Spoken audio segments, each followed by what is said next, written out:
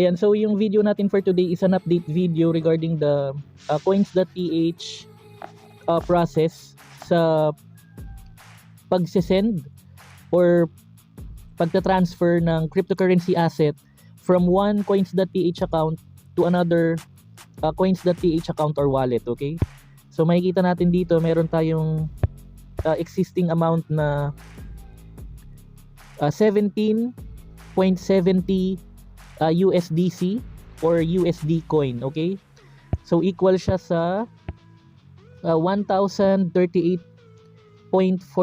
pesos based sa date and time nung recording ng video na to.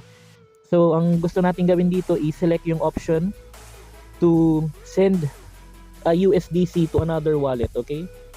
So remember, it's either i-indicate natin yung email address or mobile number. So click lang natin yung next.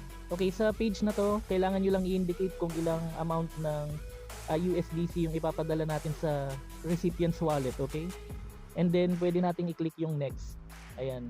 So makikita natin dito yung payment summary. And then, okay, so pagka-click nyo yung I understand, i-click lang yung confirm. And dito sa next page, ito yung isa sa mga update na kinaayawan ko dito sa coins.ph. Kailangan pa ng facial recognition kasi for me, although stablecoin yung pinapadala natin, for me, paano halimbawa kung ano siya yung volatile na cryptocurrency. So kung magfi-facial recognition tayo, imbis na makaproceed kaagad tayo sa next step para ma-complete yung transaction, maabala pa tayo nitong facial recognition.